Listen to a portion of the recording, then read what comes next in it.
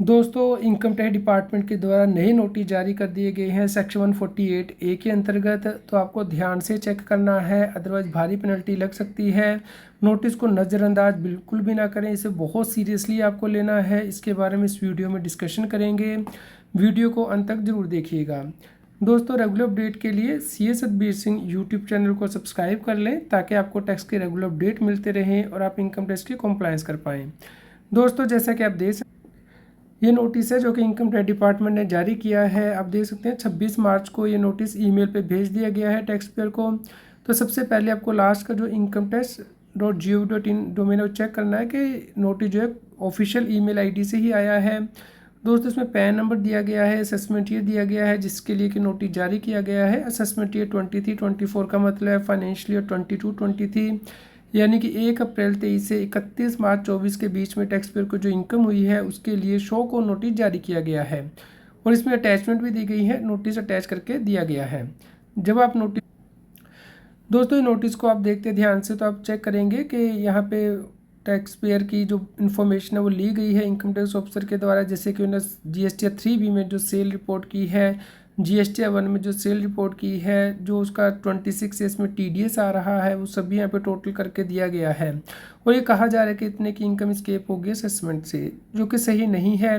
क्योंकि जो व्यक्ति अपने 26 ईयर्स में इनकम है वही उसके बेस पे GST 1 फाइल करता है, उसके बेस पे GST 3B फाइल करता है। तो नॉर्मली तो GST 3B की फिगर ही लेनी चाहिए ऑफिसर को। लेकिन यहाँ पे हमें लगता है कि ऑफिसर ने अच्छे से वर्किंग नहीं की है, क्योंकि ये ऐसे तो 3 गुना इनकम जो टैक्स पेयर की कर दी गई है। 26 ईयर्स की भी इनकम ले ली गई है, GST 1 की भी, 3B की भी, जबकि वही इनकम रिपोर्ट की जाती है जो कि 26 ईयर्स में आती है, वही ऑलमोस्ट 3B में रिपोर्ट की जाती है। तो यहाँ पे असेसिंग ऑफिसर को ध्यान से नोटिस जारी करने चाहिए थे, लेकिन इस प्रकार से नोटिस भेजे गए हैं और टैक्स पेयर को कहा जा रहा है कि उसकी इनकम स्केप होगी असेसमेंट से। यहाँ पे सोर्स भी बताया गया है जहाँ से इन्फॉर्मेशन ली गई है। तो दोस्तों, आपको इस नोटिस पे ब्लाइंडली जो है विश्वास नहीं करना है। आपको इनकम टैक्स के पोर्टल पे जाना है, वहाँ पे आप ऑथेंटिकेट कर सकते हैं कि जो नोटिस डिपार्टमेंट ने जारी किया है क्या वो वाकई में वहाँ पे उपलब्ध है।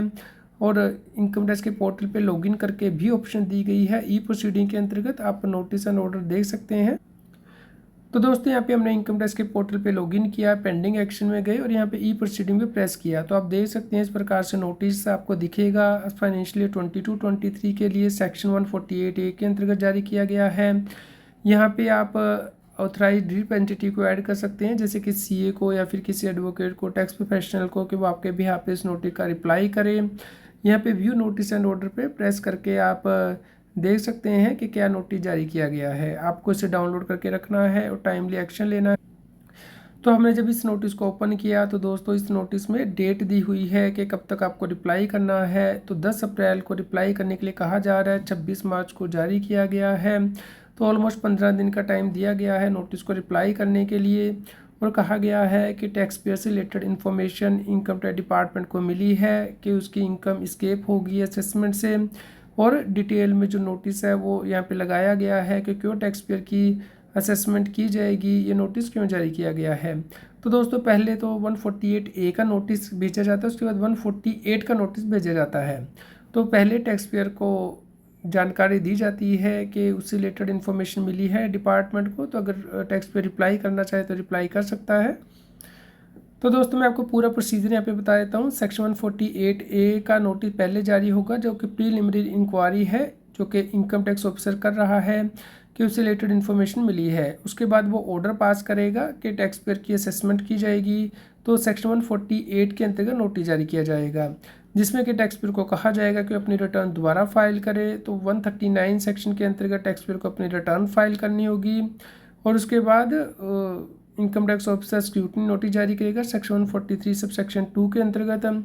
और उसके बाद सेक्शन 142 सब सेक्शन 1 के अंतर्गत जो है नोटिस जारी करेगा अगर कोई और इन्फॉर्मेशन चाहिए। उसके बाद सेक्शन 147 के अंतर्गत ऑर्डर पास किया जाएगा। तो ये पूरा प्रोसीजर होगा। अभी फर्स्ट स्टेप है जो कि ऑफिसर ने लिया है। अगर आप ऑफिसर को सेटिस्फाई कर देंगे कि आपकी रीअसेसमेंट नहीं होनी चाहिए क्योंकि आपने अपनी इनकम पहले ही रिटर्न में डिस्क्लोज कर दी है, तो उस केस में नोटिस को यहीं पर ड्रॉप करवाया जा सकता है। तो इसे बहुत सीरियसली लेना है क्योंकि इसके आगे के जो नोटिस आएंगे वो आप ड्रॉप नहीं करवा पाएंगे, फिर तो पूरी असेसमेंट की जाएगी ऑफिसर के द्वारा। तो यहाँ पे जो भी आपको डॉक्यूमेंट एविडेंस लगाने हैं वो साथ में आप लगा देंगे। दोस्तों सेक्शन 148 का जो नोटिस है वो कंडक्टिंग इंक्वायरी करने के लिए है, यानी कि गैदर की जा रही है इन्फॉर्मेशन असेसिंग ऑफिसर के द्वारा प्रायर अप्रूवल लेने के बाद कॉम्पिटेंट अथॉरिटी से, तो आपको इसका जवाब देना है। दोस्तों इस शो को नोटिस को जारी होने के और इसके रिप्लाई करने के कुछ प्रोसीजर हैं। सबसे पहले शो को नोटिस 148A के अंतर्गत जारी किया गया है ऑफिसर के द्वारा। अब आपको इसमें टाइम दिया जाता है जो कि नॉर्मली 7 दिन से लेकर 30 दिन का होता है। आपको उस विंडो के अंदर ही इसका रिप्लाई करना होता है। दोस्तों अगर आप चाहते हैं कि और आपको टाइम दिया जाए रिप्लाई करने के लिए, तो आपको एक्सटेंशन के लिए रिक्वेस्ट करनी है इनकम टैक्स के पोर्टल पर जाके, तो अभी आपको टाइमली इसका रिप्लाई करना है। दोस्तों आप इस नोटिस का जैसे ही जवाब दे देंगे तो उसके बाद आपके जवाब को चेक किया जाएगा इनकम टैक्स ऑफिसर के द्वारा। तो आप अच्छे से इसका जवाब दीजिएगा ताकि जो नोटिस है यहीं पे ड्रॉप हो जाए और आगे की कोई कार्रवाई ना की जाए, क्योंकि अगर आप यहाँ पे कोई भी गलत जवाब देंगे या आपका जवाब सेटिस्फैक्ट्री नहीं होगा तो income tax officer order pass करेगा और फिर आपको 148 का नोटिस देगा आपकी रिटर्न को स्क्रूटनाइज करने के लिए।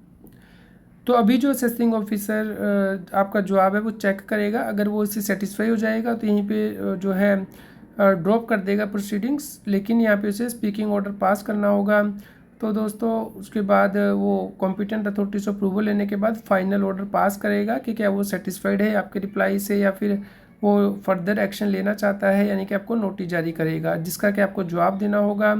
तो इसलिए आप जो है अच्छे से रिप्लाई बनाइएगा कि आपने अपनी रिटर्न में ये इनकम पहले ही दिखा दी है।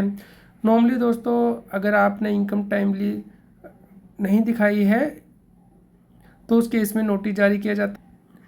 तो अगर आपकी इनकम स्केप होगी असेसमेंट से वो 50 लाख से कम है तो उस केस में 3 साल 3 महीने के अंदर नोटिस कभी भी जारी किया जाता है असेसमेंट ईयर के ख़त्म होने के बाद।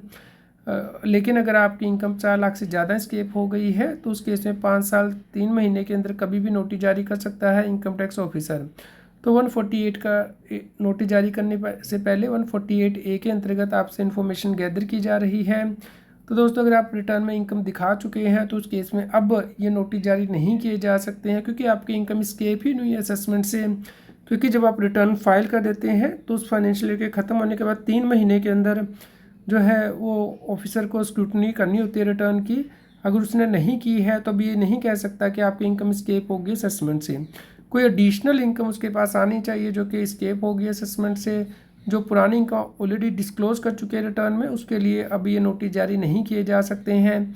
तो इसलिए आपको रिकन्सिलेशन करना है कि 26 ईयर्स में क्या इनकम आ रही है, अपने रिटर्न में क्या इनकम भरी है, क्या आप पहले ही उसे डिस्क्लोज कर चुके हैं रिटर्न में। तो दोस्तों आप प्रोफेशनल की हेल्प ज़रूर लें, जैसे कि सीए या फिर टैक्स एक्सपर्ट की, एडवोकेट्स टेक्स्ट्रा की, ताकि आप इसका अच्छे से रिप्लाई कर पाएँ और नोटिस यहीं पे ड्रॉप करवा पाएँ। दोस्तों अगर आपका कोई भी क्वेश्चन हो तो आप हमें कमेंट करके ज़रूर बताएं और अपने सही रिटर्न भरें, क्योंकि इनकम टैक्स डिपार्टमेंट के बहुत ज़्यादा टाइम होता है रीअसेसमेंट करने के लिए। अगर भले ही आपको रिफ़ंड भी दिया जा चुका है तब भी दोबारा रिटर्न ओपन की जा सकती है रीअसेसमेंट करने के लिए। रेगुलर अपडेट के लिए C S Satbir Singh tax के टेलीग्राम चैनल को ज्वाइन कर लें, लिंक वीडियो के डिस्क्रिप्शन में भी दिया गया है, और व्हाट्सएप चैनल को QR कोड स्क्रीन पे दिया गया है। लाइक करें और शेयर करें ताकि सभी लोगों तक ये जानकारी पहुंच पाए और वो टैक्स की कंप्लायंस कर पाएँ।